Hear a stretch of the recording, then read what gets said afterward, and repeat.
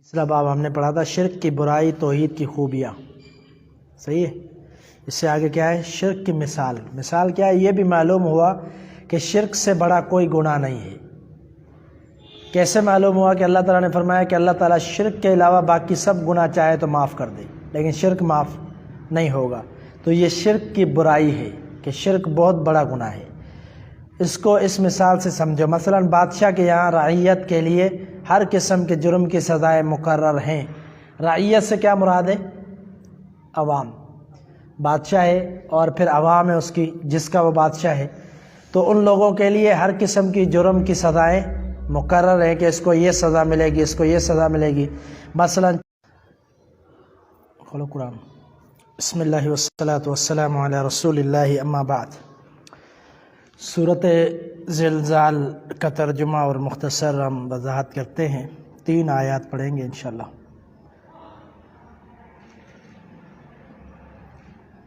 پہلی آیت اذا زلزلت الارض زلزالہا، جب زمین کو ہلا دیا جائے گا زور سے. وَأَخْرَجَتِ الْأَرْضُ أَثْقَالَهَا، اور نکالے گی زمین اپنے بوجھ. وَقَالَ الْإِنسَانُ مَا لَهَا، اور کہے گا انسان کیا ہوا اس کو. يَوْمَئِذٍ تُحَدِّثُ أَخْبَارَهَا، اس دن وہ اپنے حالات بیان کرے گی. ٹھیک ہے. اب یہ 4 آیات ہیں. کیا مطلب ہے؟ ان کی وضاحت کیا ہے؟ یہ قیامت کا تذکرہ ہو رہا ہے کہ جب زمین کو ہلا دیا جائے گا، یہ نفخہ اولا ہوگا. سور پھونکی جائے گی. ٹھیک ہے. سور پھونکی جائے گی، زور سے آواز ہوگی، چیخ ہوگی، جس سے کیا ہوگا؟ زمین بھی ہل جائے گی اور دراڑیں پڑ جائیں گی زمین کے اندر. ٹھیک ہے. دوسرا نفخہ ہوگا تو دوسرے نفخے میں کیا ہوگا کہ زمین کے اندر جو کچھ ہوگا وہ باہر آ جائے گا. انسان، ٹھیک ہے، اور اپنے خزانے بھی وہ نکالے گی باہر، انسان بھی نکلیں گے. یہ دوسرا نفخہ ہوگا. جب زمین پھٹ جائے گی، سارے لوگ مر جائیں گے. پھر دوسری جو سور پھونکی جائے گی، اس سے کیا ہوگا؟ ریزم کرو نا. انسان کہے گا کیا ہو گیا اس کو، مطلب وہ حیرت کرے گا کہ یہ کیا ہو گیا زمین کو، اور صحیح سلامتی اچانک کیا ہو گیا زمین کو. یعنی حیرت زدہ ہو کر کہے گا کیا ہو گیا اس کو. یومئذ تحدث اخبارہا، اس دن زمین اپنے خبریں بیان کرے گی، اپنے ساتھ جو معاملات ہوئے وہ سارے بیان کرے گی. ایک روایت جامع ترمذی وغیرہ حدیث میں آتا ہے کہ رسول اللہ صلی اللہ علیہ وسلم نے فرمایا کہ اس دن کیا مطلب ہے اس کا. صحابہ نے فرمایا کہ اللہ کے رسول آپ زیادہ جانتے ہیں، بہتر جانتے ہیں. تو پھر نبی علیہ الصلوۃ والسلام نے فرمایا زمین کے اوپر جو جو برائیاں ہوئی، جو جو عمل ہوئے وہ خود بتائے گی کہ فلاں نے یہ کیا، فلاں نے یہ کام کیا، فلاں نے یہ کام کیا. اللہ تعالیٰ زمین کو طاقت دے گا، وہ خود بتائے گی. تو اس لیے فرمایا کہ اس دن ساری خبریں زمین بتلائے گی. ٹھیک ہے. یہ 4 آیات کافی ہیں. زلزلت، زلزلے سے جیسے ہم بولتے ہیں زلزلہ آتا کیا ہوتا ہے؟ زمین ہلتی ہے. ٹھیک ہے. تو یہاں بھی یہی مطلب ہے کہ زمین زور سے ہلا دی جائے گی، کیونکہ اللہ کے حکم سے ہلائی جائے گی، خود بخود نہیں ہلے گی. اس لیے کہا گیا زلزلت، ہلائی جائے گی زمین. ٹھیک ہے.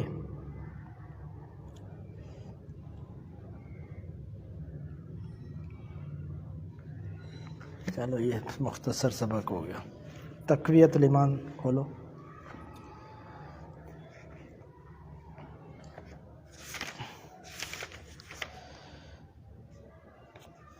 شرک کی مثال پڑھتے ہیں آج ہم.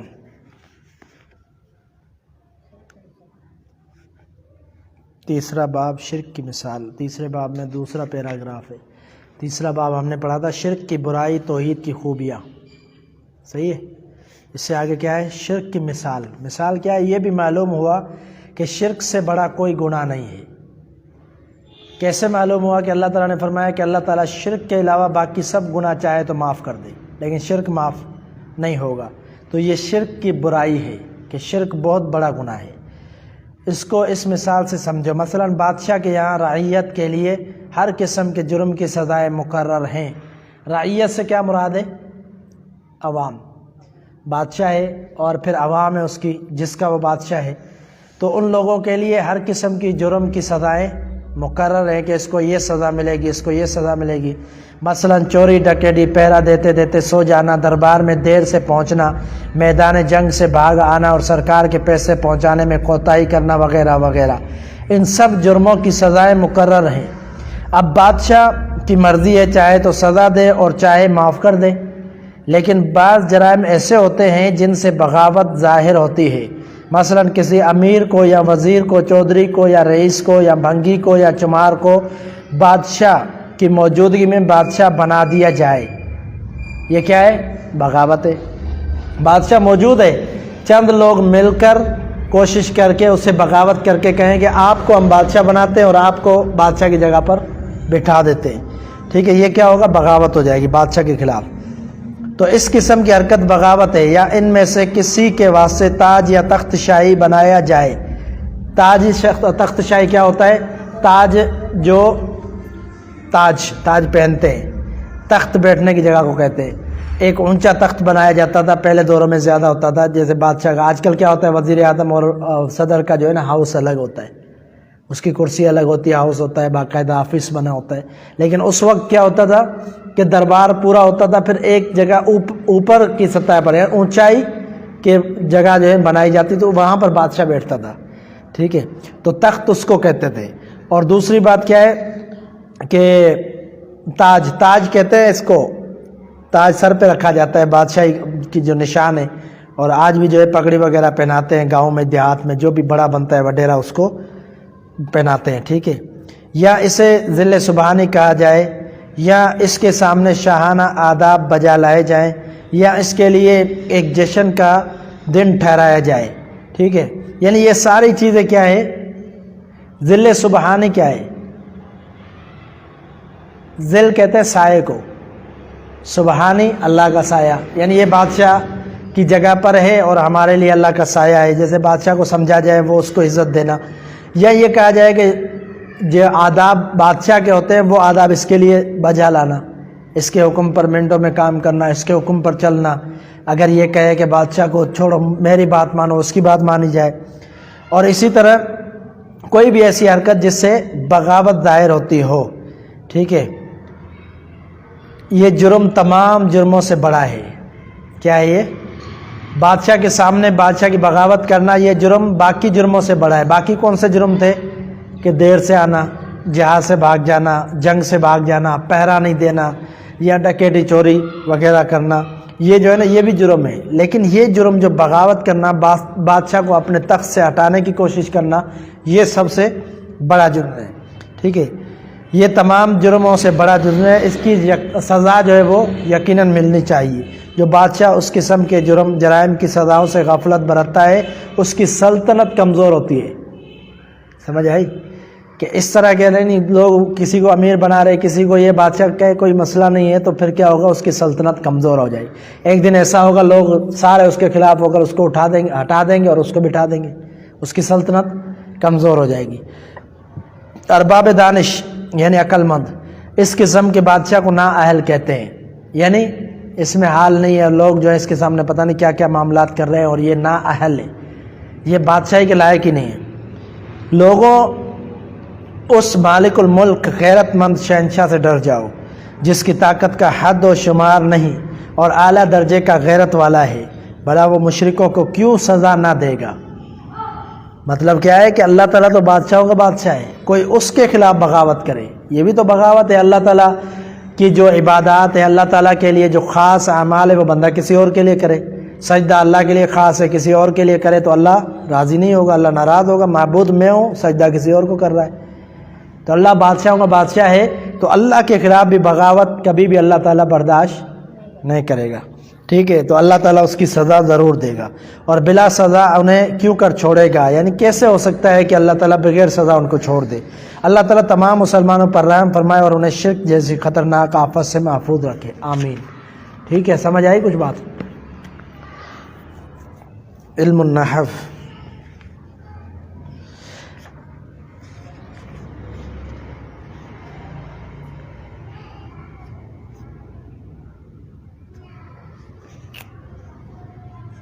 جملہ اسمیہ، جملہ خبریہ۔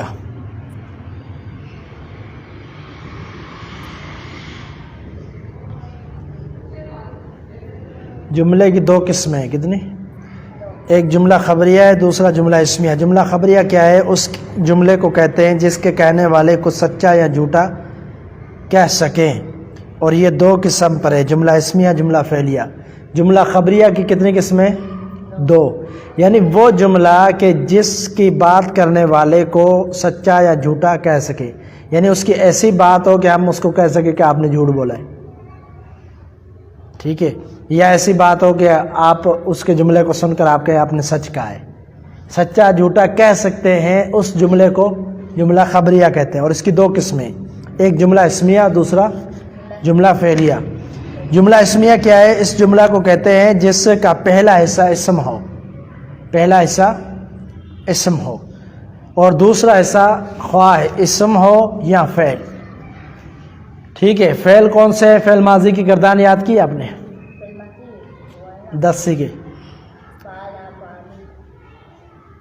یاد نہیں کیا نا؟ ایسے تو یاد نہیں ہوں گے، 10 سیگے کیسے یاد ہوں گے؟ آج سبق نہیں ہے علم و صرف کا، کل سنانے آپ نے۔ تو کیا ہے یہ جملہ خبریہ، جملہ اسمیہ، جس کا پہلا حصہ اسم ہو اور دوسرا حصہ چاہے اسم ہو یا فعل ہو۔ پہلا حصہ لازمی اس کا اسم ہونا چاہیے، وہ پھر جملہ اسمیہ بن جائے گا، ہے خبریہ لیکن اسمیہ ہے۔ جیسے زید عالم اور زید عالم ہے، کہ زید عالم ہے، دوسرے کا معنی ہوگا کہ زید نے علم سیکھا۔ کیا؟ عالمہ کیا ہے؟ فعل ہے، یعنی زمانہ ماضی میں علم حاصل کیا، اور زید عالم کا معنی ہے کہ زید عالم ہے، سیکھا ہوا ہے۔ تو عالم اور زید یہ دونوں اسم ہیں، کیا ہے؟ پہلا زید کیا ہے؟ اسم ہے، دونوں جملوں میں زید اسم ہے، اس لیے اس کو اسمیہ کہا کہ پہلا جو جملہ، پہلا جو لفظ ہے وہ کیا ہے؟ اسم ہے، اس لیے کہتے ہیں اسمیہ ہے، ٹھیک ہے۔ زید بھی اسم ہے، عالم بھی اسم ہے۔ اس نے دوسری یہ بات کی تھی کہ یا فعل ہو، دوسرا اس کا لفظ چاہے فعل ہو یا چاہے اسم ہو، تو دوسرا لفظ اگر اسم بھی ہو تو پھر بھی اس کو جملہ اسمیہ کہیں گے، اگر فعل ہو تب بھی جملہ اسمیہ کہیں گے۔ جیسے یہ زید علیم، علیم فعل ہے، زید اسم ہے، ٹھیک ہے، لیکن جملہ کون سا بنے گا؟ اسمیہ، کیونکہ فعل بعد میں اسم پہلے۔ ان میں سے ہر ایک جملہ اسمیہ خبریہ ہے، کیا ہے؟ ہر ایک، دونوں یعنی جملے، دونوں جملے زید عالم زید عالمہ یہ دونوں اسمیہ خبریہ ہیں جملے، اور ان کا پہلا حصہ مسند الیہ ہے جس کو مبتدا کہتے ہیں۔ کیا کہتے ہیں؟ مبتدا، ہاں، پہلا حصہ مسند الیہ ہے۔ مسند الیہ کس کو کہتے ہیں؟ مسند الیہ لکھا ہوا ہے نا، مسند الیہ اس کو کہتے ہیں جس کے حوالے سے بات ہو رہی ہو۔ کیا؟ جس کے حوالے سے بات ہو رہی ہے اس کو کیا کہتے ہیں؟ مسند الیہ۔ اور دوسرا حصہ مسند ہے جس کو خبر کہتے ہیں، دوسرا مسند ہے جس کو خبر کہتے ہیں، یعنی جس کے بارے میں بات ہو رہی ہے اس کو مسند الیہ کہتے ہیں، اور جو بات ہو رہی ہے، جو اس کے بارے میں بتایا جا رہا ہے اس کو کیا کہتے ہیں؟ خبر، ٹھیک ہے۔ اس لیے یہ کیا بن گیا؟ جملہ اسمیہ خبریہ۔ پہلا اسم ہے، دوسری خبر ہے، پہلا اسم ہے، دوسری خبر ہے، چاہے وہ فعل ہو چاہے اسم ہو، لیکن اس کو دوسرے لفظ کو خبر کہیں گے، کیونکہ وہ اسم کے بارے میں بتائی جا رہی ہے۔ زید کے بارے میں بتایا گیا یا عالم ہے، زید کے بارے میں ہی بتایا گیا کہ اس نے علم سیکھا، تو زید کیا ہوا؟ مسند الیہ، اور آگے کیا ہے؟ عالم اور عالم ہے، یہ کیا ہے؟ مسند ہے، ٹھیک ہے۔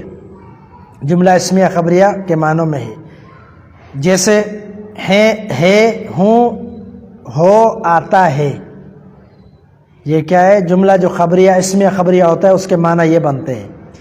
اب پہلے مثال کو دیکھو، اب زید عالم، زید عالم